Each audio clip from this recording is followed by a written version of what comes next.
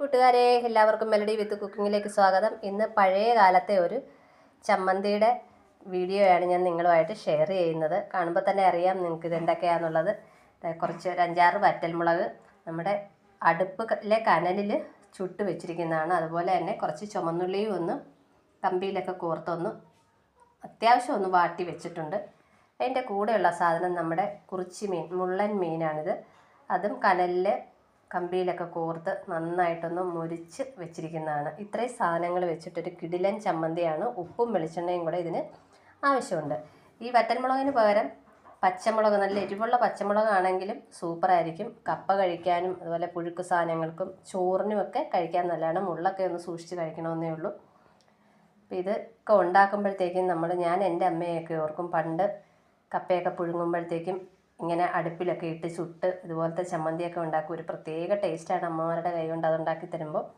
അപ്പോൾ ആ ഒരു ഓർമ്മയ്ക്ക് വേണ്ടി ഞാനും ഇന്നിങ്ങനെ ഒന്ന് തയ്യാറാക്കുവാണേ. അപ്പോൾ ഇനി ഇതെല്ലാം ഒന്ന് ചതച്ച് റെഡിയാക്കി കഴിഞ്ഞിട്ട് നമുക്ക് കാണാം.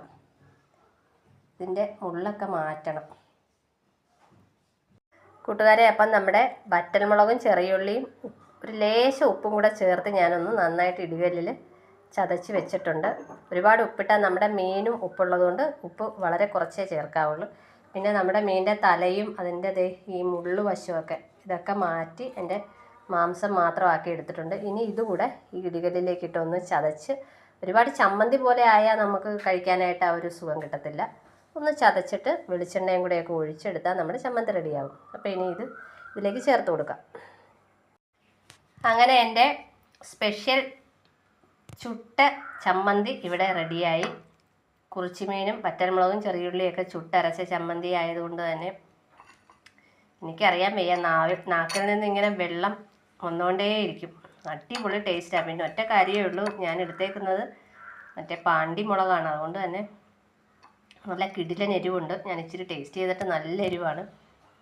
അപ്പം ഇങ്ങനെ ഉണ്ടാക്കാൻ താല്പര്യമുള്ളവർ, എരിവ് കുറച്ച് മതിയെന്നുള്ളവരൊക്കെ കാശ്മീരി മുളകിൻ്റെ വറ്റൽമുളക് കൊണ്ട് ഉണ്ടാക്കുക, അല്ലെങ്കിൽ അധികം എരിവില്ലാത്ത പച്ചമുളക് കൊണ്ട് ഉണ്ടാക്കിയാലും സൂപ്പർ. അപ്പോൾ ഇത്രയുള്ളതൊരു വളരെ കുഞ്ഞു വീഡിയോ ആയിരുന്നു.